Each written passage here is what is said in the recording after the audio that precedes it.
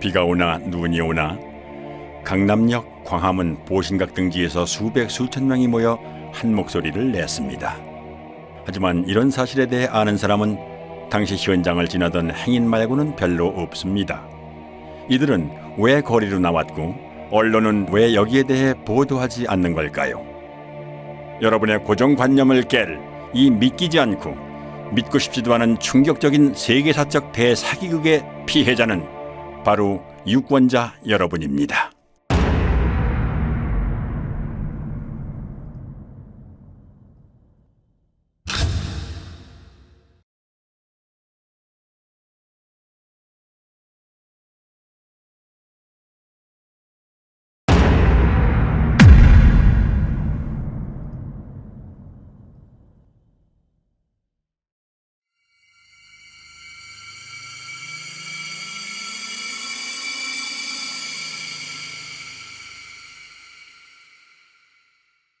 총선을 1년 앞둔 시점, 대통령 선거에서 우리가 재집권을 함으로써 앞으로 100년 한반도의 평화를 가져오는 이 발언이 있고 3개월 뒤 더불어민주당의 싱크탱크인 민주연구원의 양정철 원장이 중국 공산당 중앙당교와의 협력 방안을 논의하기 위해 3박 4일 일정으로 중국을 방문했습니다.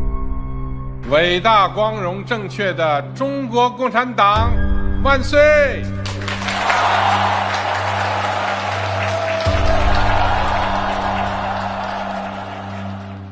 그는 자유민주주의와 프롤레타리아 일당 독재 체제 사이에 어떤 공유할 만한 가치가 있다고 판단한 걸까요? 중공중앙당교와 협약을 맺은 다음 날 그는 심천으로 날아가 천재 프로그래머들이 즐비한 세계적인 IT 기업 텐센트를 찾아갑니다. 4.15 총선 한 달 전 전문가 11명의 예측 결과 민주당의 승리를 점친 전문가는 5명, 당시 야당인 통합당의 승리를 점친 전문가 역시 5명, 판단 유보가 1명이었을 정도로 예측 결과는 백중세였습니다. 선거 닷새 전 저는 하여튼 범진보 180, 민생당까지 다 합쳐가지고 비례를 받는 경우에 그것이 불가능한 것은 아니다. 이렇게 보고 있습니다. 와.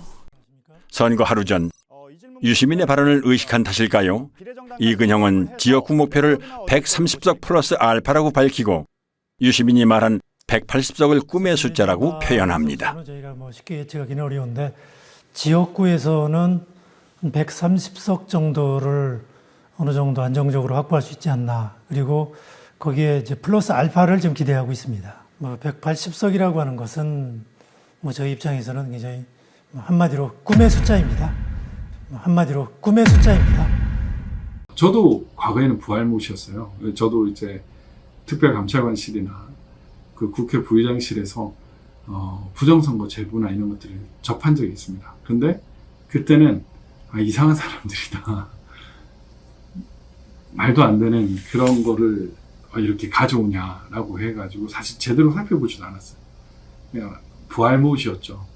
그런데 이제 선거 모의 소송을 하게 되고 증거 보전을 하게 되고 이 부정선거의 증거들을 보면 볼수록 심각한 부정선거가 있었던 거예요. 4월 15일 제21대 국회의원 선거일 출구조사 결과가 발표됩니다. 예상 외의 압승에 어안이 벙벙했던 걸까요? 민주당은 패한 쪽이라고 봐도 될 정도로 경직된 분위기입니다. 이근형 역시 환희에 찬 승자의 모습과는 거리가 있습니다. 민주당은 예상을 훨씬 뛰어넘어 그 꿈의 숫자를 현실로 만듭니다. 선거 다음 날 아침 이근형은 SNS에 전략기획팀의 예측이었다며 광역별 판세라는 표를 올렸는데 큰 논란이 일자 바로 삭제합니다. 그 표에는 지역별 예상 득표와 함께 비례대표 17석을 뺀 실제 민주당의 지역구 획득 의석수와 정확히 일치하는 163이라는 숫자가 적혀 있었던 것입니다. 특히 괄호 안에 사전투표 보정값이란 표현은 시뮬레이션을 통해 사전투표를 조작한 값이 아니냐는 의심을 불러일으켰습니다. 실현 불가능하다던 꿈의 숫자를 그는 왜 예측이라고 하며 갖고 있었을까요? 더불어민주당이 미래통합당을 누르고 압승했습니다. 민주당은 지역구와 비례대표 의석을 모두 합해서 전체 의석의 5분의 3인 180석 선을 넘겼습니다. 16년 만에 단독 과반을 차지한 것을 뛰어넘어서 사실상 개헌을 제외한 거의 모든 안건을 단독으로 처리할 수 있게 됐습니다. 유례없는 공룡 여당이 탄생한 겁니다. 반면 미래통합당은 비례정당까지 합해서 개헌 저지선인 101석을 턱걸이로 방어하는 참패를 당했습니다. 그런데 민주당 대선의 1등 공신인 양정철은 예상대로 나온 결과가 무엇이 그리 엄청나고 두려운지 입술까지 파르르 떱니다. 너무 엄청난 결과를 만들어 주셔서 무섭기도 하고 두렵기도 하고 너무 엄청난 결과를 이근영도 비슷한 말을 자주 남깁니다. 선거를 대승리로 이끈 이들은 대체 무엇이 그리 두려웠던 걸까요? 저도 선거를 한 30년 이상 분석을 했지만 이렇게 압도적으로 여당이 승리할 거라는 거는 전혀 예측 못했습니다. 예. 투표는 크게 선거일 전에 하는 사전투표와 선거일 당일에 하는 당일투표로 나누어지지요. 그런데 선관위에서는 투표소 내의 모든 CCTV를 가리도록 규정하고 있습니다. 이 때문에 전국의 투표소는 투표자 수 부풀리기나 기타 의심할 만한 불법 행위에 대해 사후 확인조차 할 수 없게 되어 있는 사각지대입니다. 2018년 지방선거와 2020년 국회의원 선거의 투표자를 비교해 볼까요? 당일 투표자는 고작 13만여 명 늘어난 반면 사전투표자는 무려 310만 명이라는 기형적인 증가를 보입니다. 당일 투표자가 1%도 안 되게 늘어난 반면 사전투표자는 36% 가까이 증가한 것입니다. 여기에 선관위가 발행한 유권자 의식조사는 의미 있는 방증을 하나 더 제공해 줍니다. 4.15 총선에서 투표를 한 사람만을 대상으로 행한 이 조사에서는 사전투표와 당일투표 중 어느 쪽을 했는지를 물었습니다. 이런 문항은 정치 성향과 무관하고 굳이 허위로 답할 이유가 없으므로 신뢰도가 높다고 할 수 있습니다. 공식 개표 결과에서는 사전투표 비율이 40%대였지만 설문조사에서는 고작 29%밖에는 안 됩니다.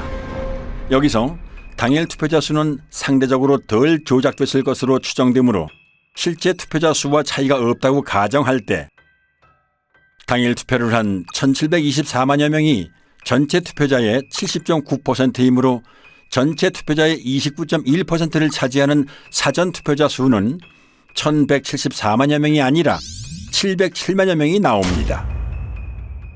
무려 466만여 명, 65.9%가 부풀려졌다는 얘기가 됩니다.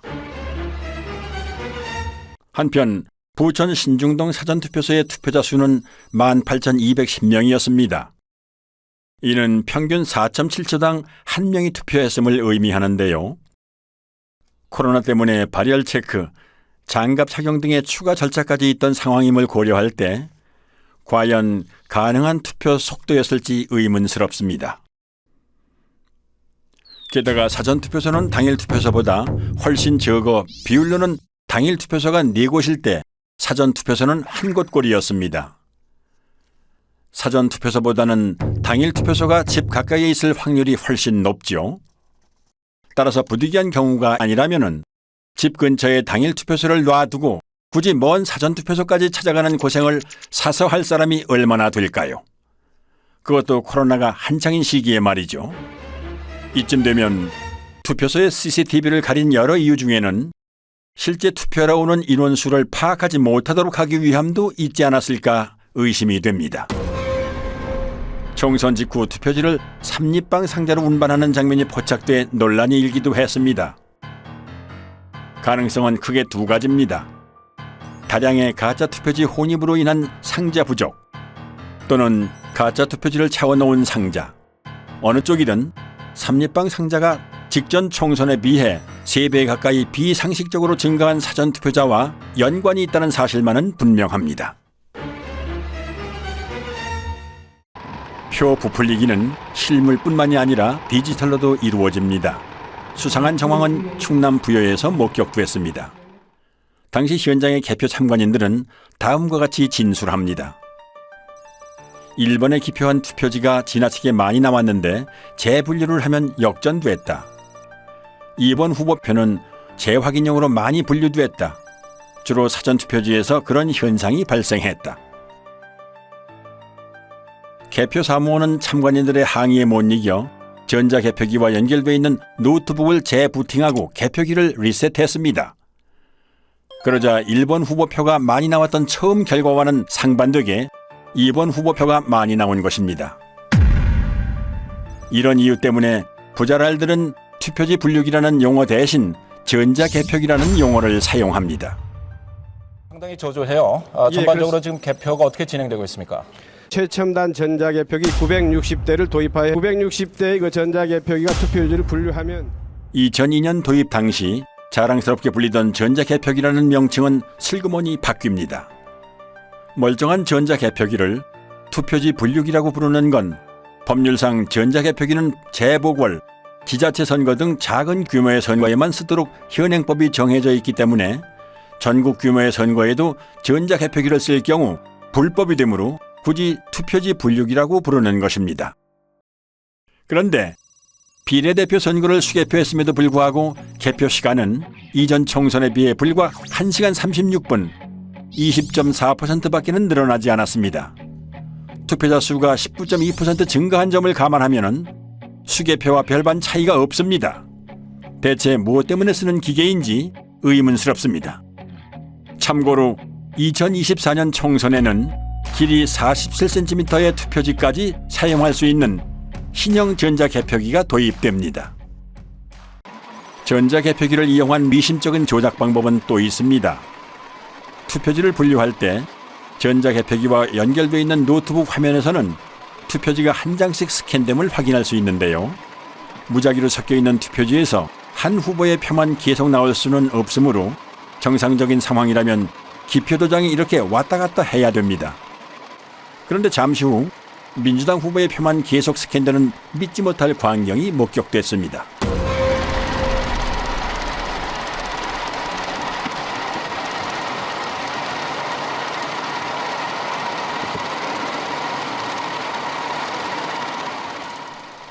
그리고 이런 장면은 부산에서도 참관인의 카메라에 잡힙니다.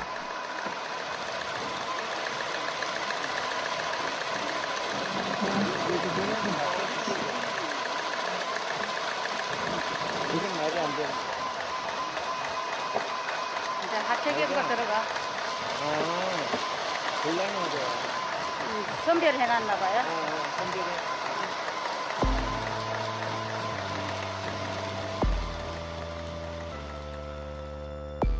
과연 재확인 목적이 맞을까요?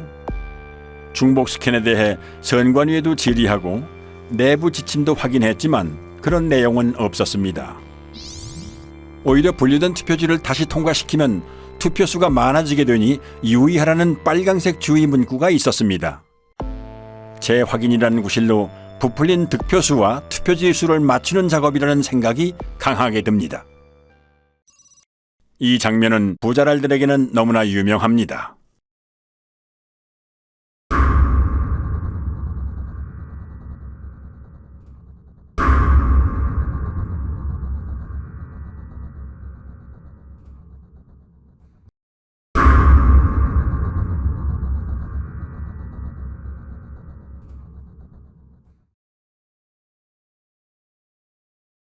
그리고 이 개표소에서는 빳빳한 투표지, 이른바 신권 투표지도 목격됩니다. 투표 사무원 손 타고 투표함에 넣을 때 접히고 접히지 않더라도 안에서 하중에 눌리고 개표소 테이블에서 눌리고 이리저리 휩쓸리고 개표 사무원 손까지 타는 투표지가 이렇게 흐트러짐이 없이 신권 지폐 같을 수가 있을까요? 이 밖에도 곳곳의 개표소에서는 전혀 접힌 흔적이 없는 역대 최장의 비례대표 사전투표지와 롤 용지로 출력되므로 절단면이 매끈할 수밖에는 없음에도 불구하고 절단면이 거친 관외 사전투표지 다발 등 상식적으로 납득할 수 없는 투표지들이 목격됐습니다. 전북 전주에서는 교부된 투표용지 수보다 투표함에 넣은 투표지 수가 10장이 더 많이 나온 해괴한 일도 있었습니다. 해명할 방법이 없는 선관위는 이 어처구니 없는 숫자를 지금까지도 홈페이지에 그대로 게재해놓고 있습니다. 이렇게 부풀려진 표는 선거 직후 가장 뜨거운 이슈였던 사전투표와 당일투표 간의 비상식적인 괴리를 만들어냈습니다. 2016년 총선 서울 지역의 히스토그램을 살펴보지요. X축은 사전투표 득표율에서 당일투표 득표율을 뺀 차이를 나타냅니다. 즉, 사전투표 득표율이 당일투표 득표율보다 크면 양수이므로 0을 기준으로 오른쪽, 사전투표 득표율이 당일투표 득표율보다 작으면 음수이므로 0을 기준으로 왼쪽에 위치하게 됩니다. 그리고 Y축은 읍면동의 숫자를 나타냅니다. 파랑색인 민주당과 빨강색인 새누리당이 중앙에 0쪽으로 몰려있음을 알 수 있습니다. 사전투표와 당일투표의 차이가 크지 않다는 의미입니다. 그럼 2020년 4.15 총선 때의 그래프를 볼까요? 좌우가 대칭된 데칼코마니입니다. 민주당은 모두 양수 쪽에 있으므로 모든 지역에서 사전투표 득표율이 당일 투표보다 더 높았다는 의미이고, 반대로 통합당은 모두 음수 쪽에 있으므로 모든 지역에서 사전투표 득표율이 더 낮았다는 의미입니다. 민주당은 10%포인트 이상 높은 곳이 대부분이고, 통합당은 반대로 마이너스 10%포인트보다 더 낮은 곳이 대부분입니다. 정의당이나 국가혁명배당금당, 무소속이 중앙에 집중되어 있는 것과 대조적입니다. 조작이 주로 민주당과 통합당을 대상으로 행해졌음을 알 수 있습니다. 수백만의 인구가 4년 만에 행한 투표 결과가 이렇게 판이할 수 있을까요? 이번에는 지도로 한 번 살펴보지요. 사전투표 득표율에서 당일투표 득표율을 뺀 차이가 민주당은 플러스 20% 쪽으로, 통합당은 마이너스 20% 쪽으로 확연히 갈립니다. 어떻게 이렇게 상반될 수 있을까요? 코로나로 외출을 꺼리는 마당에 오히려 사전투표율이 사상 최고를 기록하고 28년 만에 최고 투표율을 기록한 점도 의아하지만, 수십, 수백 명도 아니고 수천만의 인구가 일사불란하게 집단행동을 해서 일방적으로 민주당 지지자들만 사전투표에 몰렸다는 점은 쉽게 납득이 가지 않는 부분입니다. 부부층들은 말합니다. 사전투표에 적극 참여하는 청년층 중에는 민주당 지지자 비율이 높기 때문에 사전투표는 민주당이 유리하다고 말이지요. 그러나 이것은 엄연한 거짓 정보입니다. 사전투표에 가장 참여도가 높은 연령대는 보수 성향이 강한 장년층으로 60대가 1위, 70대가 2위, 3위도 50대였습니다. 그럼에도 불구하고 사전투표 득표율에 있어 거의 모든 선거구에서 민주당은 10에서 20% 정도 더 높았고, 통합당은 그만큼 더 낮았던 것입니다. 당일 관내 관내는 득표율이 크게 납니다. 근데 그게 뭐냐면 전 세계적으로 공통으로 인정되는 통계적 공리입니다. 근데 우리나라 사람들만 몰라요. 고등학교까지 나오면 다 배우고 다 납득이 되는 그 툴을 가지고 전체 우리 253개 선거판을 딱 분석을 하면 통계적 공리, 확률적 수식, 그 다음에 대수적 수식을 가지면 다 부정해요. 이건 너무 심각한 거라. 허병기 교수는 고등학교 교과 과정에서 가르치는 기초적인 통계 공리를 적용하여 선관위가 발표한 후보자들의 득표 수가 실제로 나올 확률을 계산했습니다. 각 선거구에서 관내 사전, 관외 사전, 당일 득표율이 모두 거의 동일하게 나와야 하는 것이 통계의 법칙이지만 4.15 총선 때 선관위가 발표한 양당의 득표수는 이런 기형적인 히스토그램을 만들어냅니다. 왼쪽부터 살펴보면 민주당의 경우 관내 사전투표 득표율이 당일 투표 득표율보다 같거나 높은 현상이 전체 253개 선거구 중 한 곳만을 뺀 252개 선거구에서 일어났다는 의미이고, 통합당의 경우 이런 선거구가 전체 선거구 중 3곳밖에는 안 됐다는 의미입니다. 관외 사전투표에서도 이런 현상은 동일하게 나타났고, 민주당의 경우 사전투표와 당일투표의 득표율을 합친 전체 합계가 당일투표 득표율보다 같거나 높은 현상이 모든 선거구에서 나타난 반면 통합당의 경우 고작 2개의 선거구에서만 나타났습니다. 한마디로 사전투표에서 민주당이 비상식적으로 강세를 보였음을 의미하는데요. 이런 현상이 발생할 수 있는 확률은 0이나 마찬가지입니다. 전체 득표율과 당일 득표율의 차이가 선관위 발표대로 될 확률은 2의 253승분의 1, 즉 동전 253개를 던져서 동시에 같은 면이 나올 수 있는 확률로 이는 수천만 유권자들의 비밀 자유선거에서는 절대로 만들어질 수 없는 결과입니다. 그런데 이런 선거 결과는 컴퓨터 프로그래밍을 사용하면 단 몇 줄의 명령어로 쉽게 만들어낼 수 있습니다. 허 교수는 수학적 증명을 통해 전국 253개 선거구 중 광주의 광산구 갑과 광산구 을 2개 선거구를 제외한 나머지 251개 선거구에서 프로그래밍을 이용한 선거 조작이 일어났다는 것을 밝혀냈습니다. 조작 없이 유권자의 투표를 그대로 반영한 광주 광산구 을의 경우 당일 관내 사전, 관외 사전 전체 득표율이 거의 동일한 것을 볼 수 있습니다. 하지만 조작 프로그램으로 가짜 득표수를 만들어낸 인천 연수구 을의 경우에는 민주당 후보의 경우 당일보다 관내 및 관외 사전 득표율이 높고 통합당 후보의 경우 사전 투표보다 당일 투표 득표율이 더 높은 것을 알 수 있습니다. 이 그래프는 통합당과 민주당의 당일 득표율 차이에 대해 양당의 당일 투표와 사전 투표를 합친 전체 득표율 차이의 변화를 보여주는데요. 따라서 X축과 Y축이 모두 양수인 일사분면은 통합당이 당일 투표에서 이기고 당일 투표와 사전 투표를 합친 전체 득표에서도 이긴 경우, 이사분면은 당일 투표에서 지고 전체 득표에서는 이긴 경우, 삼사분면은 당일 투표에서 지고 전체 득표에서도 진 경우, 사사분면은 당일 투표에서는 이기고 전체 득표에서는 진 경우를 의미합니다. 선관위 전산 조작 프로그램의 목표는 당일 투표에서 이기고도 전체 선거에서는 지는 통합당 후보들을 더 많이 만들어내는 것입니다. 즉, 원점을 지나고 기울기가 1인 정상적인 선거 그래프의 Y절편과 기울기를 움직여서 사사분면에 위치하는 선거구를 많이 만들어내는 것입니다. 이 밖에 로이킴은 추단법을 이용하여 선거 데이터 속에 Follow the Party라는 특정 문자열이 숨어 있다는 사실을 발견해냈습니다. 이처럼 선관위 데이터에서 특정한 문자열이 나왔다는 사실은 선관위 데이터가 유권자의 투표로 자연스럽게 생성된 숫자들이 아니라 누군가 선관위 데이터에 손을 댄 흔적이 문자열로 남았다는 의미가 됩니다. 프로그래머들은 본인의 작업물에 쉽게 드러나지 않는 암호를 숨겨놓음으로써 본인이 작업자라는 증거를 남겨두는 경우가 있습니다.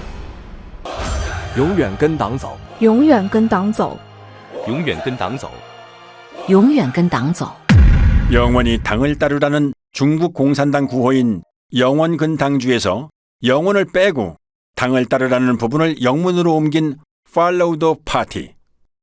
4.15 총선 전 양정철이 중공 중앙당교와 협약을 맺은 다음 날 방문한 텐센트 본사 앞의 조형물에는 공산주의를 상징하는 낫과 망치와 함께 당을 따르라는 문구가 새겨져 있습니다. 프로그래머는 매일 오가며 보았을 이 친숙한 문구를 남긴 걸까요? 선거 데이터를 비교하고 분석하기 위해서는 그 데이터를 표준화하는 작업이 필요하다 생각했습니다. 그렇게 표준화 작업을 통해 분석하던 중 규칙성을 발견했는데 그것이 이제 수학적 규칙성이 아니라 언어적 규칙성이 아닐까 하는 호기심에 아스키 코드로 변환하는 과정에서 Follow the Party라는 문자를 발견할 수 있었던 것입니다. 선관위가 발표한 선거 데이터에서 발견되는 데칼코마니 분포, 1차 함수의 기울기 변화와 Y절편의 이동, 특정 문자열의 존재 등은 선거 결과가 인위적인 조작에 의해 만들어졌음을 의미합니다. 재검표 현장에서 쏟아져 나온 충격적이고 비상식적인 투표지들을 잠시 후 보시게 될 텐데요. 이들 가짜 투표지들은 조작된 투표수와 실물 투표지 수를 일치시키기 위해 황급히 급조하는 과정에서 생겨난 것으로 보입니다. 이러한 데이터 증거들은 살인사건 현장에 남겨진 피에서 검출된 범인의 DNA에 비유할 수 있는데요. 살인사건의 DNA는 국과수의 포렌식을 통해 범죄자를 찾아낼 수 있습니다. 그렇다면 부정선거의 DNA로 범행을 밝힐 수 있는 방법은 무엇일까요? 우선 유권자가 실제로 투표한 실물 투표지 수를 선관위가 발표한 가짜 투표수와 대조해보는 방법이 있습니다. 이는 재검표를 통해 가능하지요. 개표 현장에서 신권처럼 빳빳한 투표지나 측면끼리 붙어있는 투표지가 목격된 것으로 보아 개표 이전 또는 개표 중에 가짜 투표지들이 투입된 정황이 있습니다. 하지만 실시간으로 실물 투표지를 투입하여 그 숫자를 선관위 발표 숫자와 정확하게 맞추는 것은 불가능에 가까운 일입니다. 따라서 전산 조작을 밝혀낸 전문가들은 후보자의 재검표 신청에 의해 투표함 보존이 결정된 선거구의 경우 투표함 전체가 바꿔치기 될 수 있다는 추측을 하기도 했습니다. 아니나 다를까 투표지가 보존되기 전, 심지어는 대법원의 투표지가 보존된 이후에도 투표함 전체가 가짜 투표지들로 통과리가 되었다는 사실이 재검표에서 확인됐습니다. 그 물증들을 잠시 후에 보실 수 있습니다. 그렇다면 이제 커다란 의문이 남습니다. 선거일에 내가 행사한 한 표는 지금 어디에 있는 것인가? 내 지역구에서 당선된 국회의원은 내가 직접 뽑은 게 아니라 선관위 컴퓨터가 뽑은 가짜란 말인가? 유권자의 입장에서는 당연히 이런 심각한 질문을 던져볼 수밖에는 없습니다. 한편 부정선거 범죄의 DNA를 확인할 수 있는 또 다른 방법은 선관위 서버를 포렌식하는 것입니다. 선관위가 발표한 선거 데이터에는 가짜 득표수를 만들어낸 통계적 증거가 남고 서버의 로그 파일에는 그 조작 프로그램을 운영한 흔적이 남기 때문입니다. 선관위는 재검표가 있기 전 추석 연휴를 틈타 서버 이전을 시도했습니다. 모든 서버는 전원을 켜고 끈 기록, 외부로부터의 접속 이력이나 사전 투표용지 발급 이력, 데이터베이스 수정 이력에 이르기까지 컴퓨터가 관여한 모든 사건을 자동으로 남기도록 설정돼 있으므로 가히 핵심 증거라고 할 수 있습니다. 그런데 데이터를 새 서버로 옮김으로써 이 모든 기록을 없애버릴 수 있는 것입니다.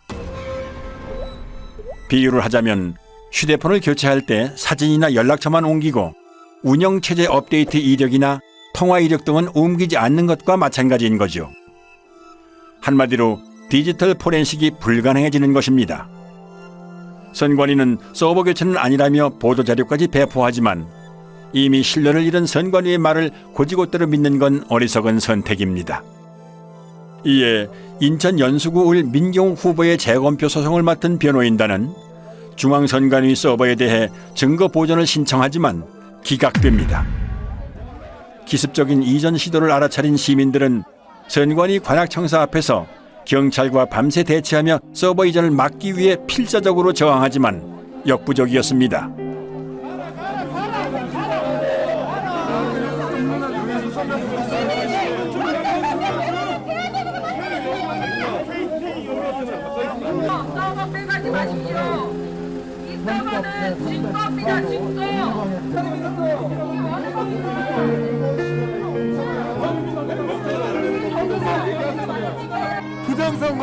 부정선거를 밝히라는 국민들 체포해가고 있습니다.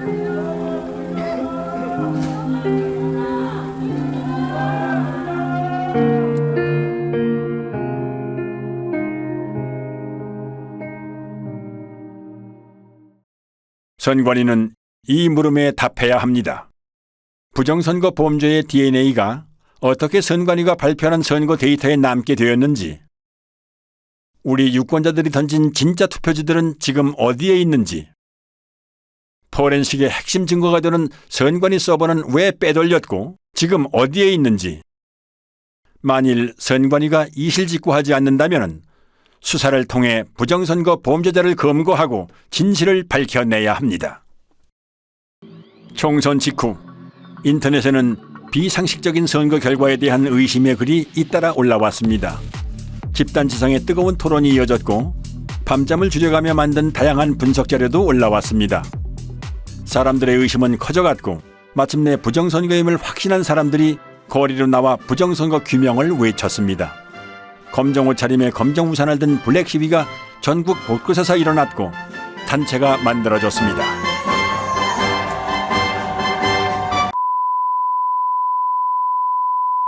그러나 일부 군소 언론과 소수의 유튜브 채널만이 제 목소리를 낼 뿐 절대 다수의 언론 매체들은 침묵했습니다.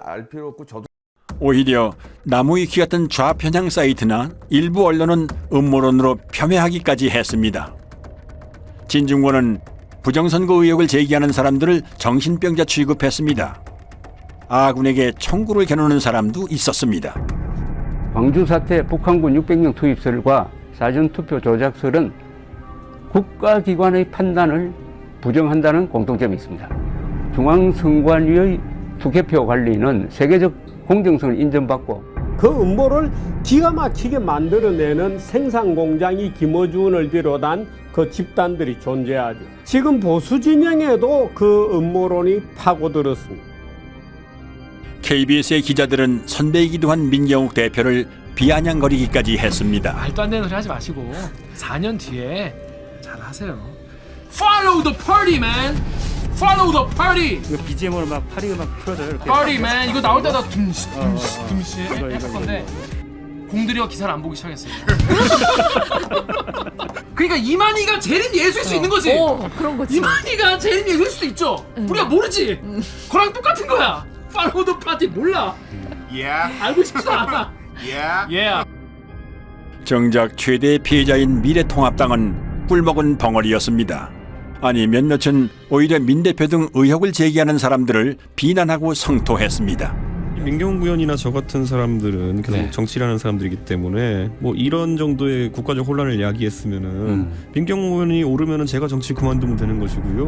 뭐 제가 오르면 민경욱 의원이 좀 여기 좀 정치적인 책임을 지셔야 되지 않나 이런 생각이고, 같은 동료 국회의원이 국제 사기꾼이 되는 이런 현상에 대해서는 묵과해서는 안 된다. 조직적인 부정선거를 계획을 했다면 이런 얼빵한 증거를 일부러 남겨두겠냐. 그리고 등에 칼을 꽂았습니다. 총선 부정선거 의혹을 제기해온 민경욱 전 의원이라든가 과격한 발언으로 논란이 됐던 김소연 변호사 등이 자리를 내려놓게 됐습니다. 수학적으로 이렇게 분석을 해보면 하면 할수록 이건 부정이다 이런 이야기가 마음속으로 확신이 생깁니다. 이건 100% 부정이다. 이게. 그 예를 0.001%가 부정이 아닌데 그게 아니라 100% 부정이라고 나온다. 관내 당일이 일어날 여기 선거 이번에 4.15 선거가 일어날 확률을 계산해 보면 몇 경분의 1이 돼요.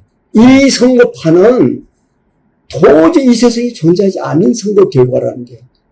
경기도 구리시 개표장에서 참관인으로 활동했던 이종원 씨는 색상이 다른 투표지들을 수상하게 여겨 선관위 직원에게 이의를 제기했지만 묵살당합니다. 그래서 경찰에 다시 신고하지만 선관위가 경찰의 진입까지 막았고 그 와중에 타인에게 건네받은 기표 안 된 투표용지 6장을 민경욱 대표에게 제공하는 공익 제보를 합니다. 신고를 했었습니다. 경찰이 개표 참관까지 들어와서 확인하는 중 선관위 사람으로 보이는 사람들한테 쫓겨났습니다. 그 중에 누군가가 저한테 의혹이 있으니 이것도 신고를 하세요 하고 주셨던 투표 용지가 제가 우리 옆에 계시는 민경욱 의원님한테 전달하게 된 동기입니다. 앞으로 사법기관이라든지 검찰이라든지 특별히 선관위라든지 이런 데 조사에 응해서 성실히 제가 조사할 용의가. 결국 이 의인은 절도를 했다는 누명을 쓰고 구속수사까지 받은 끝에 1년 6개월이란 긴 기간을 복역합니다. 의심스러울 때는 피고인의 이익으로 판단한다는 형사법의 대원칙을 뭉개버린 엽기적인 판결이었습니다. 당시 실형을 확정한 대법원 3부에는 선관위원장 노정희가 소속되어 있었습니다. 한편 언론은 민 대표가 투표용지를 오인했다며 날조 보도까지 합니다. 일련번호가 붙어있는 당일 투표지입니다. 당일 투표지입니다.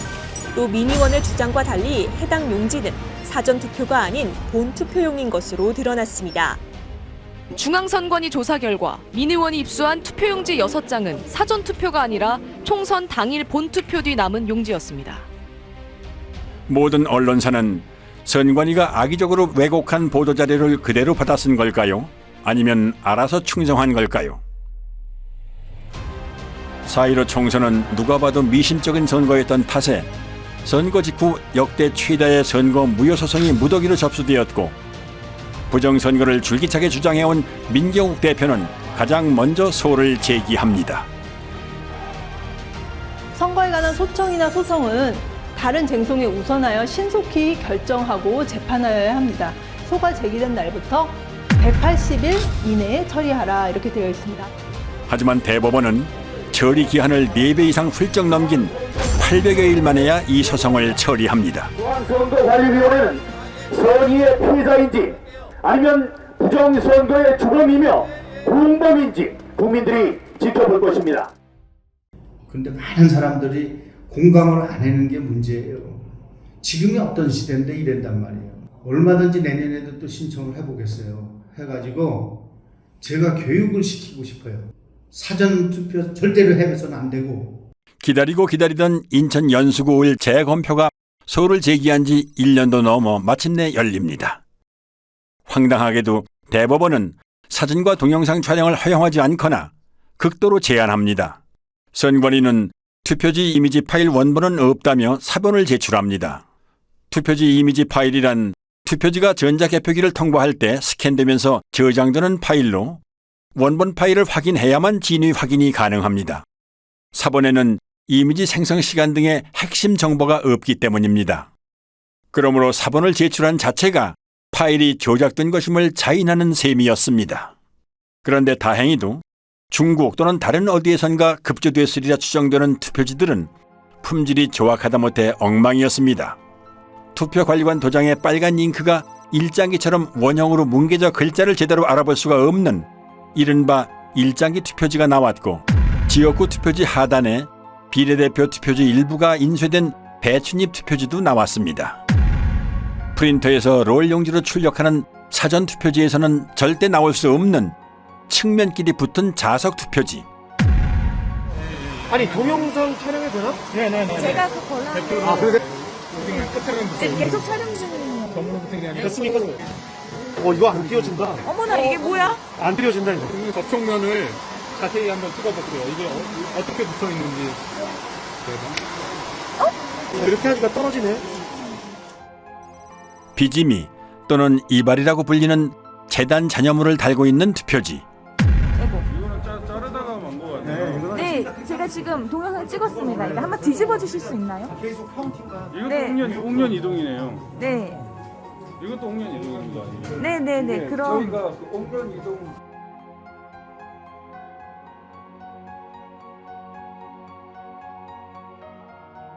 인쇄소에서 쓰는 접착제인 머리풀, 일명 댄너리풀이 측면에 붙어있는 투표지와 이 접착제가 투표지 면에 묻어 서로 들러붙은 투표지. 그래서 이게 한번 뜯어봅니다. 네, 뜯어볼게요.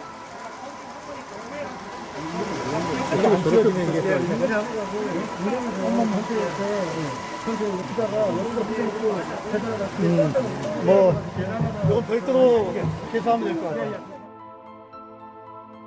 새 지폐처럼 빳빳한 신권 투표지. 투표지를 촬영 못하게 노트를 올려놓고 손으로 가립니다.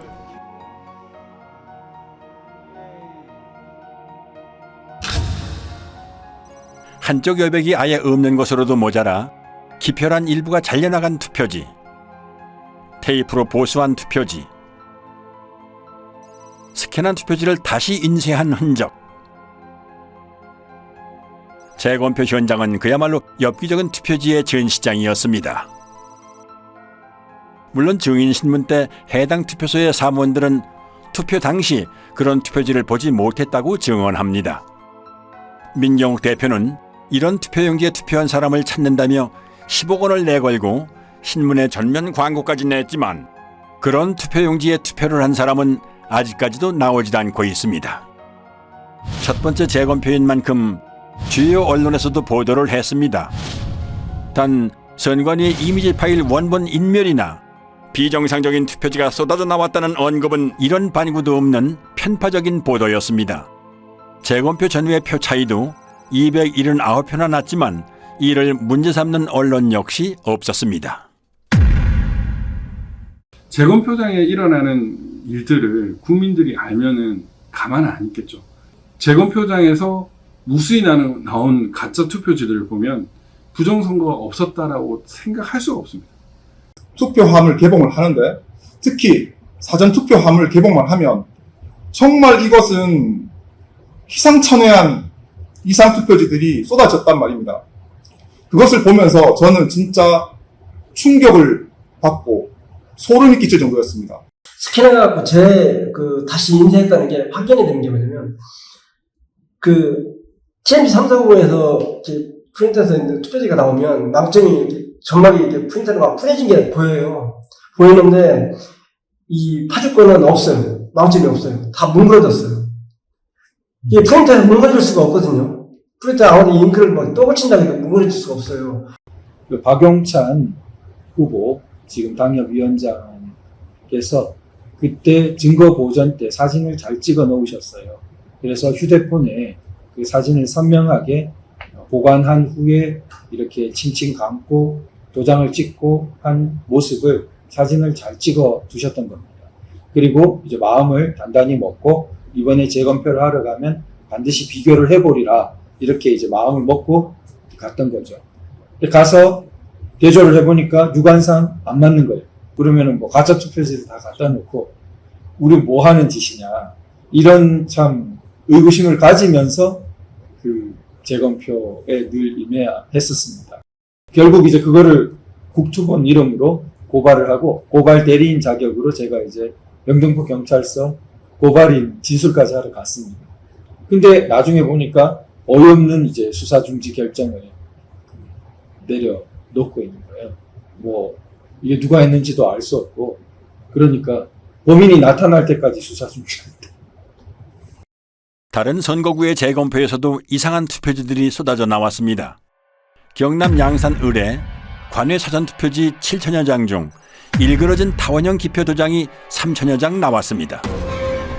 관외 사전투표지라는 말은 이 기괴한 투표지들이 전국 각지에서 모였다는 의미입니다.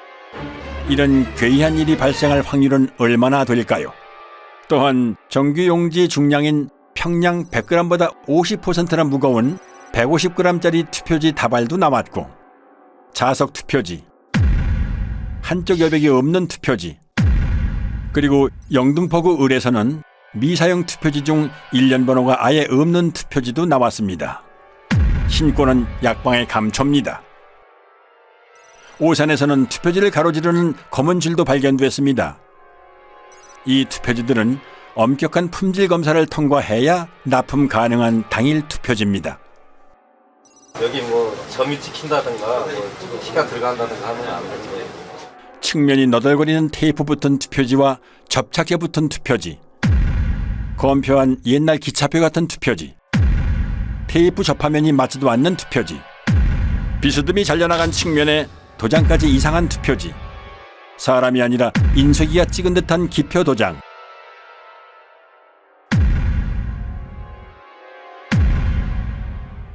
측면에 붙어있는 머리풀, 누더기 투표지, 투표관리관 도장이 없는 투표지도 발견됐습니다. 파주에서는 지역구와 비례대표 인쇄 내용이 함께 찍힌 배춧잎 투표지도 2장 더 나왔습니다. 그리고 자석 투표지 3장짜리도 보입니다. 상단에 빨간 화살표 모양이 붙어있는 화살표 투표지도 나왔습니다. 안 나오면 섭섭한 신권 투표지, 한 장씩 절취하여 교부하는 일련 번호를 한꺼번에 여러 장 자르다 만 투표지, 새 종이 같은 빳빳함은 차치하고 이런 잔여물이 롤 용지에서 나올 수 있나요? 여기에 투표용지는 분류 시 종이가 걸리는 것을 방지하기 위해 종이가 접힌 후 원 상태로 회복하는 기능이 적용된 특수 재질을 사용하고 있습니다. 접힌 자국이 없는 투표지가 돈다발처럼 묶여 다량 발견된 것이 선거 결과 조작의 증거는 될 수 없습니다. 선관위의 궤변대로라면 이런 투표지들은 모조리 가짜 투표지가 되겠군요. 주요 물증에 대한 보충 설명입니다. 화살표 투표지는 QR코드가 있으므로 사전 투표지입니다. 사전 투표용지는 롤 용지를 사용해 출력하지요. 롤 끝에는 용지가 풀리지 않도록 고정하는 스티커를 붙여놓는데 이 부분이 그대로 사용된 것입니다. 얼마든지 재발급이 가능한데 굳이 이런 투표용지를 교부할 사무원이 있을까요? 일장기 투표지는 투표관리관이 선수 도장을 날인하는 당일 투표지입니다. 관리관이 사용하는 도장은 잉크가 내장돼 있어 인주가 불필요한 만년 도장인데요. 아마도 사용법을 모르고 인주를 묻혀 찍는 바람에 일장기에 붉은 원처럼 도장이 뭉개진 투표지입니다. 참고로 일장기 도장은 송도 이동 제6투표구의 총 투표지 1974장 중 1000장 이상이 나왔습니다. 1000장을 날인하려면 무려 6시간이나 걸리는데요. 물론 그 긴 시간 동안 그런 도장을 찍은 사람도 그런 투표지에 투표를 했다는 사람도 나타나지 않았습니다. 정상의 투표용지라면 좌우 여백이 균등해야 합니다. 선관위가 팩트체크라는 이름으로 올려놓은 영상부터 보시죠. 투표용지의 좌우 또는 하단 여백이 불균형하게 인쇄된 투표용지가 발견됐다는 의혹이 일면서 이게 유족투표지 대량 인쇄의 증거라는 주장이 있었는데요. 대법원은 투표용지 발급기에 장착된 라벨 프린터에 종이를 정렬하는 가이드의 위치가 잘못 설정되었거나 공급용지를 한쪽으로 치우치게 투입하거나 커팅되면서 좌우 또는 상하 여백이 다른 투표용지가 생성될 수 있다고 판단했습니다. 투표지 위조는 없었다. 선거 이슈 팩트체크였습니다. 선관위 직원들은 선거 여러 날 전에 투표용지를 모의 출력해보고 사전투표 전날에도 최종적으로 모든 프린터에서 모의 출력을 실시하여 이상 유무를 점검한 뒤 프린터를 봉인합니다. 그리고 사전투표 당일 아침 봉인을 제거한 후 그 설정 그대로 사용합니다. 게다가 모든 투표용지의 폭은 100mm 불변이므로 위치를 한 번 설정해 놓으면 가이드에는 아예 손을 댈 필요가 없습니다. 그런데 이런 투표지가 나올 가능성은 얼마나 될까요? 그리고 이 프린터는 이렇게 소형 라벨까지 출력하기 때문에 좌우가 1mm만 틀어져도 불량품이 될 수 있으므로 가이드가 움직이지 않도록 고정해주는 레버가 있습니다. 올리면 풀림 상태, 내리면 잠금 상태가 되지요. 그런데 선관위는 여기 한술 더 떠 아예 레버를 글루건으로 고정을 시켜놓고 사용해왔음이 확인됐습니다. 레버 위에 반투명한 물질이 접착제입니다. 조금 전 선관위의 해명 동영상에도 레버 위에 접착제가 확인됩니다. 아무리 좌우 여백을 다르게 찍고 싶어도 찍을 수 없는 프린터를 가지고 그런 어이없는 여백 불량 투표용지를 찍어냈다고 사기를 친 겁니다. 더욱이 제조업체 매뉴얼에는 노랑 부분이 인쇄 영역이고 좌우 여백이 각각 2mm라고 명기되어 있습니다. 실제로 투표용지의 가장자리에는 바탕색이 인쇄되어 있지 않음을 알 수 있습니다. 그렇다면 이런 투표용지는 대체 어디에서 어떻게 찍어낸 걸까요? 그럼 마지막으로 배춧잎 투표지, 선관위 영상부터 보시죠. 지역구 사전투표용지 하단에 비례대표 사전투표용지 내용 일부가 인쇄돼서 마치 배춧잎처럼 보이는 투표지가 발견되었고 이게 대량 유족투표용지 투입의 증거라는 주장이 있었습니다. 이때 지역구 투표용지가 완전히 배출되지 않은 상태에서 투표용지를 받기 위해 출력 부분에 손을 대고 있는 경우 지역구 투표용지가 안쪽으로 밀리면서 하단의 비례대표 투표용지 내용의 일부가 겹쳐서 출력될 수 있다는 사실이 대법원 재판 감정 과정에서 확인됐습니다. 그리고 이건 선거 무효소송 때 선관위 측에서 재연 가능하다면서 제출한 영상입니다.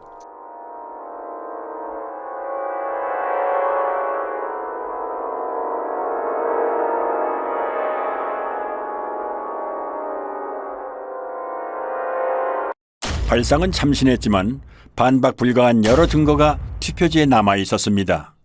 선관위에서 사용하는 사전투표용지 발급기는 앱손사의 3색 잉크젯 프린터입니다. 잉크젯 프린터는 헤드가 좌우로 움직일 때 헤드에 달린 노즐에서 서너 가지 색의 잉크가 일제히 분사되어 색을 만들어내지요. 반면 가짜 투표지 인쇄에 쓰인 인쇄기는 순서에 따라 한 색상씩 개별적으로 찍어냅니다. 즉, 잉크젯 프린터는 여러 색을 동시에 찍어내지만 인쇄기는 색상별로 차례대로 찍어낸다는 커다란 차이점이 있는 것입니다. 옅은 색으로 인쇄된 파랑, 노랑, 녹색 부분이 보이시죠? 비례대표 투표용지 색상인 녹색은 파랑과 노랑이 섞여 만들어지는 색이죠. 그런데 이 투표지의 파랑과 노랑은 왜 서로 다른 위치에 찍혀 있을까요? 앞서 설명드린 대로 잉크젯 프린터로 녹색을 출력하려면 파랑과 노랑을 동시에 동일한 위치에 분사해야 하므로 이 투표지에서처럼 두 색상이 각기 다른 위치에 찍히는 일은 결코 일어날 수 없습니다. 즉, 이 파랑과 노랑은 인쇄소 인쇄기에서 파랑을 먼저 찍어낸 후에 노랑을 찍어내는 과정에서 발생한 흔적으로 인쇄소에서 찍어낸 가짜 투표지라는 결정적인 증거가 되는 것입니다. 또한 국회의원 선거 투표라는 글자가 곡면을 따라 인쇄된 것도 원통을 사용하는 인쇄기 인쇄의 흔적입니다. 평면으로 배치된 잉크젯 프린터의 노즐에서는 일직선으로 배열된 글자가 곡면으로 출력되는 일은 일어날 수 없습니다. 그리고 국회의원 선거 투표라는 글자 아래에 선거 투표라는 글자가 중복으로 인쇄되어 있습니다. 희미하게 보이는 노란 글자까지 치면 최소 3개입니다. 게다가 빨간 선관위 청인도 얼핏 보이는 것만 최소 2개입니다. 설마 투표 사무원이 2번 이상 여러 번 갖다 댔다고 하지는 않겠지요.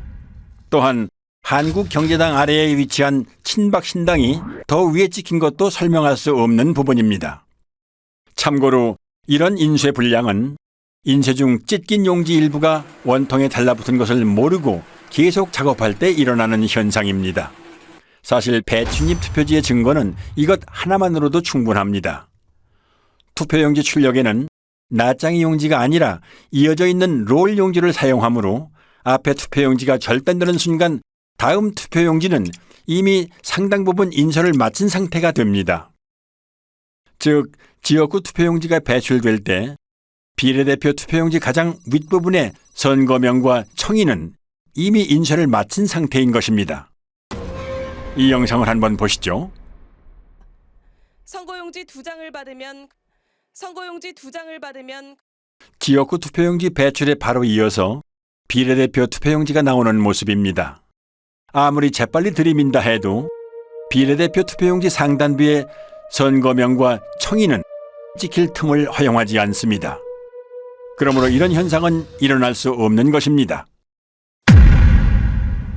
제가 그랬습니다. 대법관님, 원상회복 종이, 형사기업 종이 선관위한테 좀 가져오라고 해주십시오.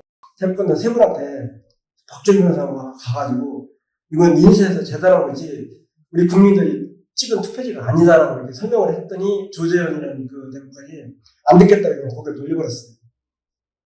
어이없는 사실은 투표지 중량을 비교하거나 루페로 인쇄 상태만 비교해봐도 쉽게 진위를 파악할 수 있음에도 불구하고 대법관들이 이런 요청을 묵살했다는 점, 그리고 이런 표들이 유효표로 인정됐다는 점입니다.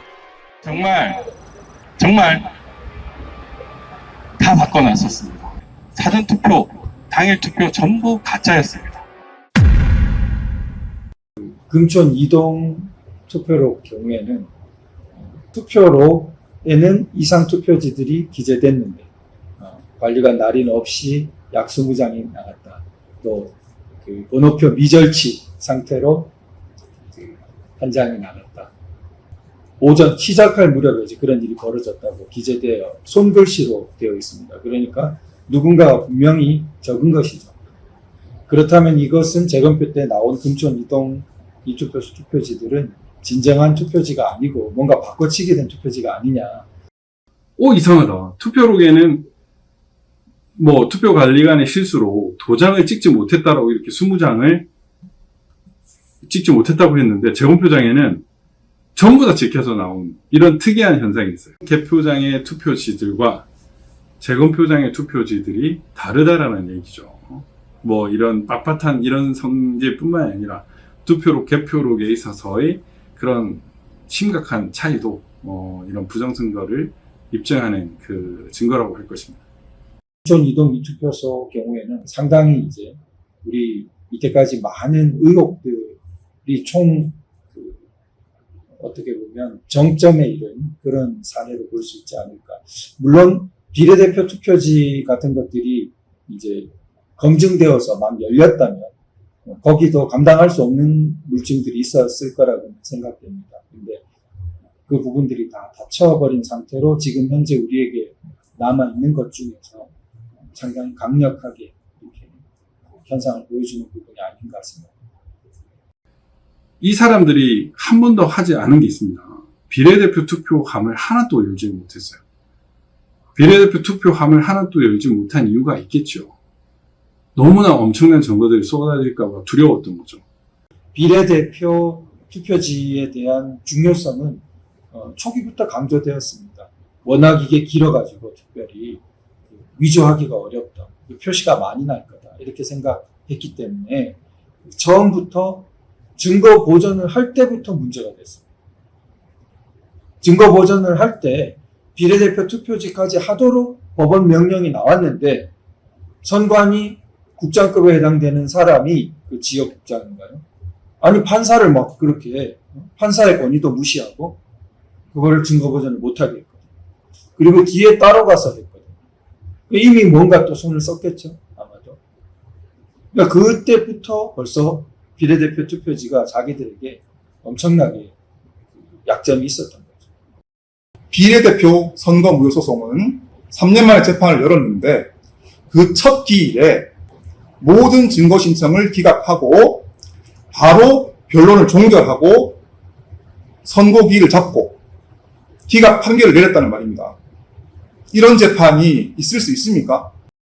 참고로 자유통일당이 제기한 비례대표 선거 무효소송 주심인 민유숙 대법관은 투표지에 대한 확인은 물론이고 이렇다 할 변론 기회조차 부여하지 않고 서둘러 소를 기각해버리는 불법적인 행보를 보였습니다. 민경호 의원이 연설로 제일 마지막 공판할 때 가가지고 제가 참고인으로 설명을 했는데 제가 그 얘기했어요. 이게 부정이 아니다 그러면 전 세계 고등학교 통계학 책을 다 바꿔야 합니다. 그러나 2022년 7월 28일 인천 연수구울 선거무효소송 판결일 천대엽, 조재현, 이동원은 세계 사법 역사에 길이 남을 최악의 판결로 선거무효소송을 기각하며 사법 정의를 도륙합니다.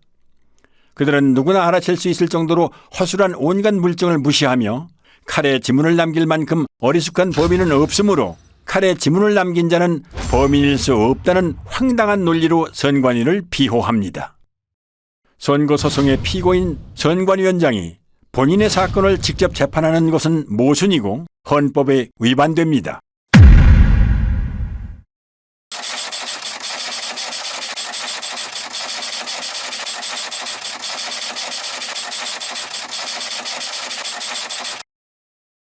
(4월 15일) 총선 선거 무효 소송을 기각했습니다. 법원의 판단을 존중합니다. 지난 2년간 우리 사회는 부정선거 논란으로 국민적 불신과 갈등이라는 엄청난 사회적 비용을 치러야 했습니다.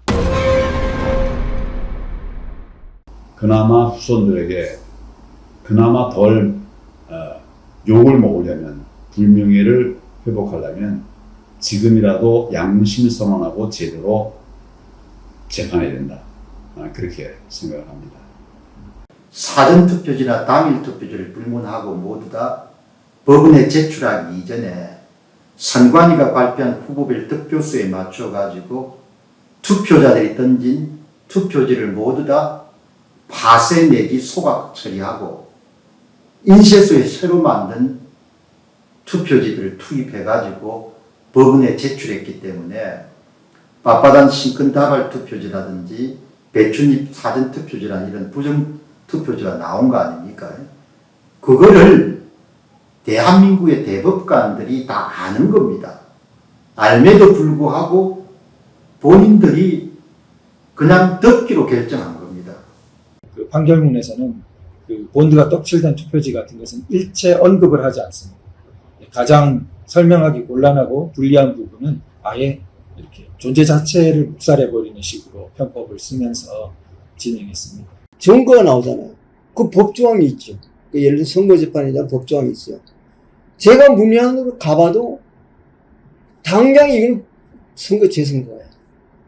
아까 이 일장기 예를 든다면 1700 중에서 1000표가 나왔다. 그리고 200표인가 300표 무표가 나왔어요. 글자 하나도 인식이 안 되는 게 나와요. 그리고 그때 관리 책임자가 나와갖고 나는 그런 도장 찍은 적이 없습니다. 그거 하나만이라도 그 선거를 새로 해야 돼요. 대법관이라는 사람이 그렇게 법조항을 그렇게 많이 다루는 사람들이 다른 말을 붙여서 무슨 그게 범인을 찾는 그 말이 안 되는 얘기를 하고 그래 난 들어보니까 저는 이제 그 세계가 다른 세계인데 가보면 너무 놀란 거예요. 아 여기는 이런 세계가 여기 또 있구나. 이게 진짜 신기한 세계다. 선거관리위원회가 잘못하면 선관위를 없애면 됩니다. 대법원은 어떻게 할 겁니까? 이 대법원은 죄를 쌓아가고 있습니다. 부정선거를 저지른 사람은 일회성으로 한 번 부정선거를 저질렀어요. 그럼 부정선거를 저지른 사람들을 잡아서 혼을 내면 우리 체제는 튼튼하게 지탱될 수 있습니다. 그런데 지금 이 대법관들이 한 짓은 한 번 저지른 그들의 부정선거를 판결로서 남김으로 해서 판례가 남음으로 해서 우리 사회에 제도로 만들어버렸습니다. 부정선거를 제도로 만든 그 큰 죄, 위헌, 헌법을 유린한 죄, 그 죄의 값은 반드시 물어야 한다고 생각합니다. 적어도 누구나 아마 상식선에서도 그 정도라면 이 선거는 부정이고 무효라고 판결을 해주고 스스로 검찰에다가 고발을 하고 수사 의뢰를 하고 이렇게 해야 되는데 심지어 뭐 대법관들이 검증기일에 촬영한 수많은 사진들을 다 삭제해버리고 동영상이고 녹음이고 다 해놓고 그런 거 주지도 않고 그렇게 불투명하고 공정하지 않고 오히려 뭐 범죄자들 돕는 이런 식의 행동을 하는 분들은 아마 스스로 그 자리에서 물러나고 그 나머지 여생을 정말 좀 반성하시면서 살아가는 게 그게 인간된 도리라고 생각이 되거든요. 그럼 2022년 대선은 어땠을까요? 많은 부자랄들이 얘기합니다. 애국 시민들의 적극적인 선거 감시 활동이 없었더라면 이재명이 대통령이 됐을 거라고 말이죠. 물증뿐만이 아니라 데이터도 부정선거임을 말해줍니다. 사전투표는 이재명 승리, 당일 투표는 윤석열 승리. 이제 이 정도로는 놀랍지도 않습니다. 서울의 투표 결과를 보면 더 가관입니다. 서울의 당일 투표에서 이재명이 이긴 동은 6.3%에 불과했습니다. 93% 동에서 윤석열이 이겼다는 얘긴데요. 4.15 총선 때와의 투표자 비교입니다. 기형적으로 증가한 유령 사전투표자들이 이재명에게 몰표를 주었기 때문에 초박빙 승부가 연출됐던 것입니다. 두 후보 간의 지지율 격차가 벌어진 데다가 막판 안철수 후보와의 단일화까지 있었기 때문에 선거 조작 세력의 유일한 선택지였던 박빙 승리의 시나리오가 애국 시민들의 선거 감시 덕분에 무력화된 것이지요. 칼로 자른 듯 사선으로 절단되어 있고 선까지 인쇄되어 있는 사전투표 용지는 어디에서 찍어낸 걸까요? 그리고 떼인 흔적이 남지 않는다면 봉인지는 왜 붙이는 걸까요? 다들 보셨죠? 참가인들. 어이가. 아니, 봉인지를, 모든 분들이 알 수 있도록 봉인지를 테스트한다고 여기에 붙여가지고 이렇게 하면 흔적이 남습니다 했는데 깨끗하게 떨어졌어요. 말이 됩니까? 어이가 없다. 풀안 남았네요. 죄송합니다. 죄송한 게 아니죠, 그거는. 그러면은, 글자 여러 알파벳이 나오죠. 위에서 밑으로 떼요. 아무데나 떼도요. 비는 갈대가 그런 거라서 이거는. 봐요! 이야! 정말! 봅시다. 와, 이거 표시 안 나네? 이거 와야 된다. 잠깐, 내가 가서 이신청하고 올게요. 한편 아침 6시부터 투표소 앞에서 발열정대를 써가며 투표자 수를 센 시민들은 여러 건의 표 부풀리기를 제보해왔습니다. 서울 강서구 등촌 1동 제4투표소에서 시민이 계수한 당일 투표자 수는 1640명이었으나 선관위 집계는 1782명이었습니다. 이런 제보는 계속됩니다.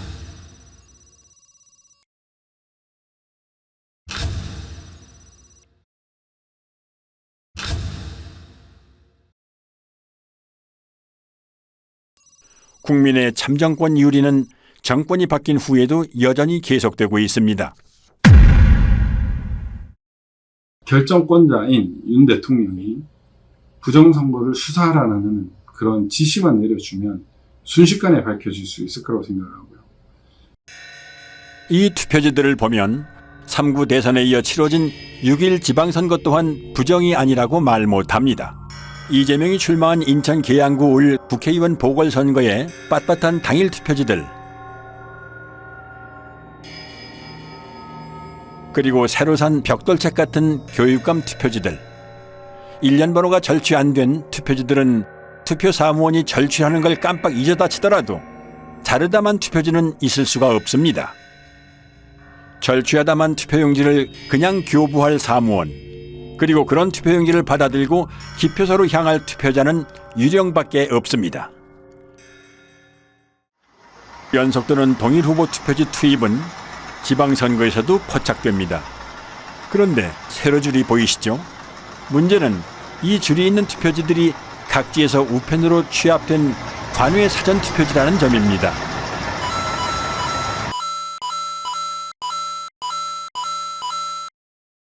눈 깜빡할 사이에 줄이 있는 투표지 10장이 연속으로 지나갔습니다. 경자 위에 희미하게 짧은 줄이 있는 첫 번째 투표지에는 죽전 이동이라고 찍혀 있는 것 같군요. 두 번째, 세 번째, 네 번째 투표지는 정자 이동이 찍혀 있는 듯합니다. 다섯 번째는 서현 일동으로 보이는군요. 여섯 번째 투표지는 판독이 힘든데요. 공주의 옥령동 아니면 진주의 옥봉동일까요? 일곱 번째는 정자 2동, 여덟 번째는 정자 1동, 아홉 번째는 희흥동인가요? 어쨌든 별개의 지역입니다. 마지막 열 번째는 사당 1동처럼 보이는데 정확히 판독은 안 되지만 아무튼 처음 나오는 동입니다. 투표지에 세로줄이 있는 것만으로도 매우 수상한 일인데 각지에서 취합된 세로줄 투표지가 연달아 모여있을 가능성은 얼마나 될까요? 당연히 여러 투표소의 관리관 도장이 찍힌 가짜 투표지를 어딘가에서 한꺼번에 찍어냈다는 증거인 것입니다. 문재인 정부에서 실시한 4.15 총선과는 달리 6.1 지방선거, 국회의원 보궐선거, 교육감 선거는 윤석열 정부에서 실시된 선거들로 정권이 바뀐 후에도 여전히 부정선거가 자행됐다는 정황을 보여줍니다. 따라서 이들 선거에서 부정이 있었다면 마땅히 그 책임은 윤석열 대통령이 져야 합니다. 법학자들, 변호사들 침묵하고 있습니다. 이런 잘못된 진행에 대해서는 잘못된 절차 진행, 잘못된 재판에 대해서는 비판의 목소리를 내야죠. 왜 안 냅니까?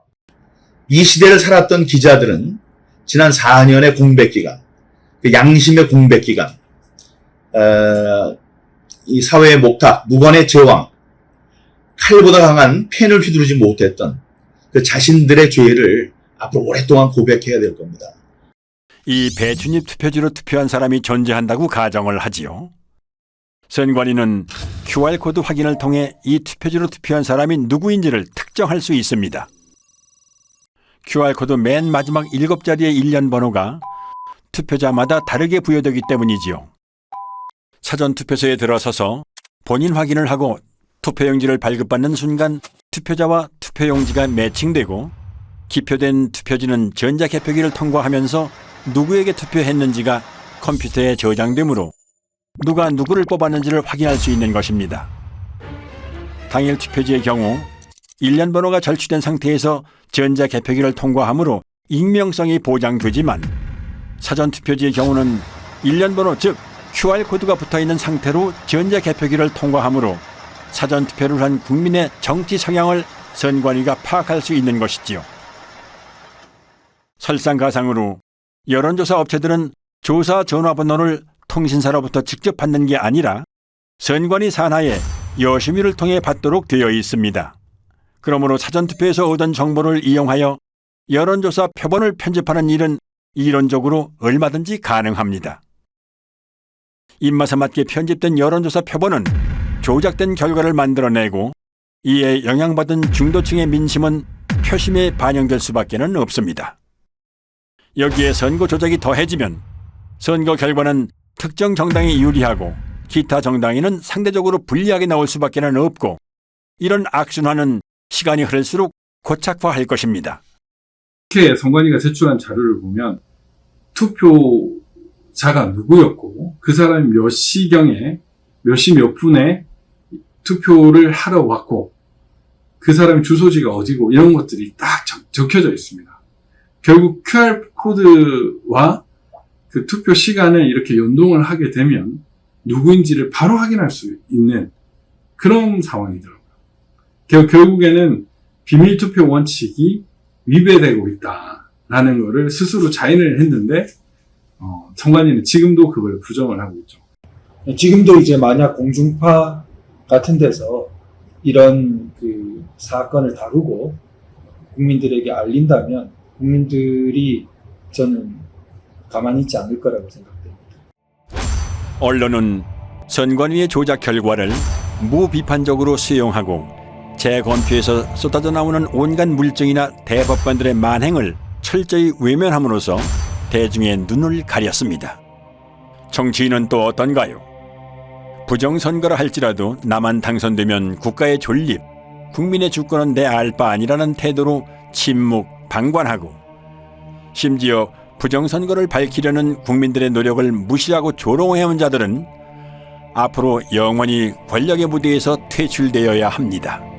한편 헌법과 법률을 수호해야 할 책임이 있는 대법관들은 누가 봐도 뻔한 부정선거 범죄의 증거를 묵살하고 법률로 정해진 재판 절차를 그들 스스로 위반하며 오히려 선관위를 비호함으로써 공정한 재판관이 아닌 선관위의 변호인 노릇을 했습니다. 수사를 통해 그들의 헌법과 법률 위반 행태를 반드시 밝혀내고 법적, 도의적 책임을 물어야 합니다. 만약 선관위의 범죄에 대해 내부 직원이 양심 선언을 했더라면 상황은 어떻게 변했을까요?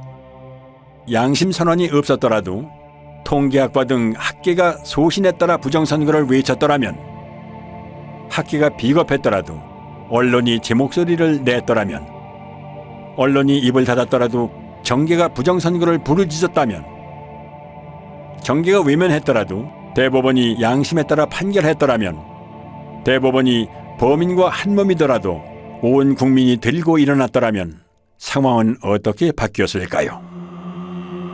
이 보이지 않는 거악의 카르텔을 무너뜨리지 않는 한 이 나라의 자유민주주의 회복은 불가능합니다. 윤 대통령의 대선 후보 시절 박주선 전 의원은 직언을 쏟아냅니다. 모든 갖가지 증거를 종합해 볼 때 부정선거가 광범위하게 자행이 됐다 하는 의혹을 지을 수가 없습니다.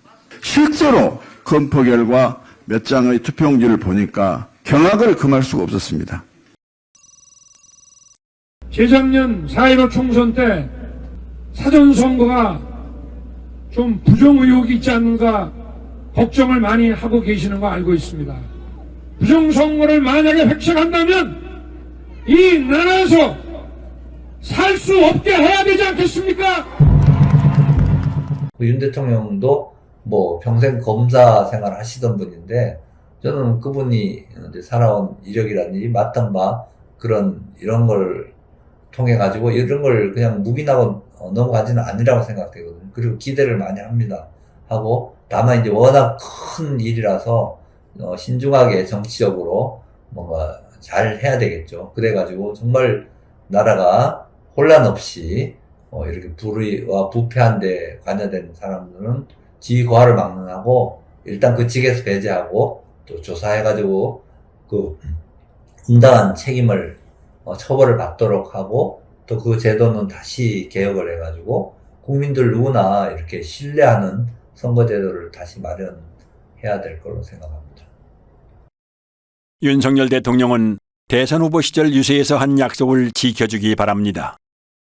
비상식적인 통계적 증거와 숱한 물증이 나왔음에도 수사에 착수하지 않는다면 정부 수반 또한 공범입니다. 부정선거의 줄임말인 부선은 단순한 말줄임 외에 유권자 스스로가 뽑는 선거가 아니란 의미도 있습니다. 당선된 최고인민회의 대의원들을 다음과 같이 보도한다. 제2로 만경대 선거구 한송국 북한이나 다름없이 선관위가 당선자를 결정짓는 선거. 부선은 좌우의 문제가 아닙니다. 정상과 비정상, 준법과 범법, 정의냐 불의냐의 문제입니다. 헌법기관인 중앙선거관리위원회는 대체 국민을 얼마나 우습게 보았길래 이런 상상 불가한 사기극을 꾸밀 수 있었을까요? 부정선거 사용. 특정 정치 세력이 선관위하고 야합이 돼가지고 30년, 50년 장기 집권을 한다고 한번 생각해 보시기 바랍니다. 나라에 뭐가 남겠습니까? 선거가 무너진다는 것은 모든 질서가 다 무너지는 것이고, 그러면 이제 선거를 장악한 사람들 뭘 원하겠습니까? 자기들끼리 해먹을 거 아닙니까? 자기들끼리 해먹기 위해 가지고 결국은 외세와 결탁하게 될 것이고, 그 외세가 결국은 중국 공산당이 될 거 아닙니까? 우리가 체제를 유지할 수가 없는 거죠. 이거를 한국 사람들이 그냥 묵인하고 넘어가겠다. 뭐 그럼 노예로 사는 겁니다. 예. 여론 조작으로도 모자라 국민의 참정권까지 도둑질하는 보고도 믿기지 않는 사상 최악의 범죄 카르텔. 체제의 근간을 위협하는 이 거악의 범죄 집단을 해체하고 다시 정상적인 자유민주주의 국가를 되찾기 위해 부정선거는 하루빨리 규명되고 재발 방지를 위한 대수술에 착수해야 합니다. 1960년 3.15 부정선거에 분노한 중고등학생, 대학생들이 정확히 한갑자를 돌아 60년의 세월이 흐른 2020년 힘들게 지켜온 자유민주주의가 무너질지도 모른다는 위기감에 또다시 거리로 나오셨습니다. 백발의 등도 굽었지만 나라를 염려하는 뜨거운 마음만은 60년 전 그대로 간직한 채 거리로 나오셨습니다. 이제는 60여 년 전 거리로 나온 청년들에게 빚을 갚아야 할 때입니다. 4.15는 발음나는 대로 의미를 부여한다면 이렇게 쓸 수 있습니다. 역사상 으뜸가는 5점, 영원히 지워지지 않을 커다란 5점이 남았습니다. 세상은 부정선거 같은 일이 어떻게 있을 수 있느냐는 듯 마냥 평화로워 보이지만 지금 우리가 살고 있는 곳은 국민 주권을 유린한 거악의 부정선거 카르텔이 국회의원을 만들고 대통령을 만드는 끔찍한 독재 국가입니다. 나는 헌법을 준수하고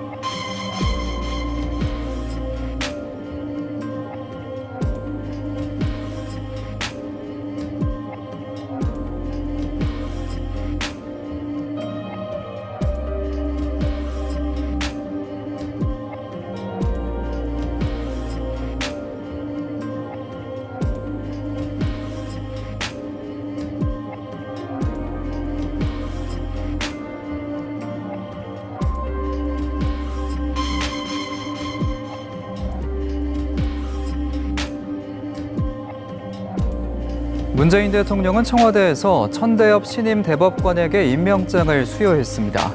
문 대통령은 환담에서 평생을 모범적으로 살아온 법조인이자 사법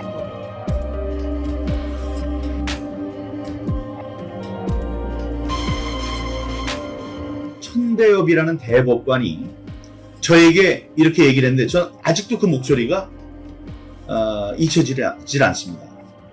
저를 한번 믿어주세요라고 했어요. 손짓도 하면서. 저를 한번 믿어주세요.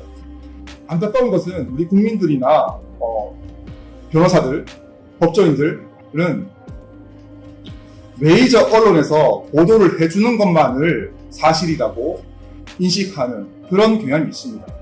그래서 그분들은 메이저 언론이 보도를 하지 않으니 그런 사실은 없는 것이다 라고 인식을 하는 것이 아닌가. 우리 국민의힘은 결정적 변화를 통해서 대한민국을 희망이 살아 숨쉬는 나라, 공정과 상식이 통하는 나라로 만들어 가겠습니다. 새로운 국민의 나라로 만들겠습니다. 선거 때마다 단골 손님처럼 등장하는 부정선거 논란은 우리가 70년 동안 어렵게 꽃피워온 민주주의 정신을 위협할 뿐만 아니라 사회 통합을 저해한다는 점을 뼈아프게 생각해야 합니다. 정치인은 주권자의 대리인입니다. 국민이 맡긴 권력은 오직 국민만을 위해 사용되어야 합니다. 서러운 국민의 눈물을 닦고 절망하는 국민들께 꿈과 희망을 드려야 합니다. 말 같지가 않아서 응대를 안 하려고 했었는데 이런 선거가 있었다 이렇게 이야기를 하는데요. 물론 우리 국민들께서 그 이야기에 그나마 귀를 기울이시는 분은 아무도 없는 것 같습니다. 아직도 10% 이야기를 하고 있는 사람들을 보면 안타깝습니다.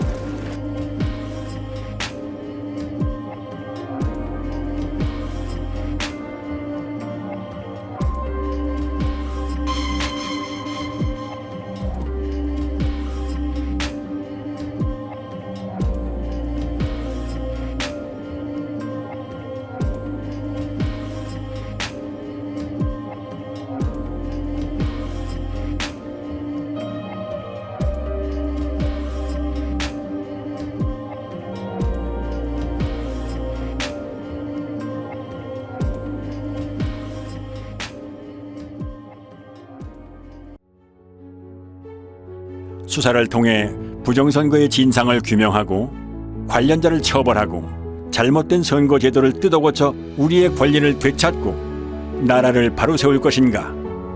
아니면 부정선거 카르텔에 우리의 주권을 통째로 빼앗긴 채 우리 자녀들까지 대대손손 그들의 노예로 살게 할 것인가? 이제 이 나라의 주권을 가진 우리가 선택하고 행동에 나설 차례입니다. 헌법의 문구를 다시 상기합니다. 대한민국의 주권은 국민에게 있고 모든 권력은 국민으로부터 나온다.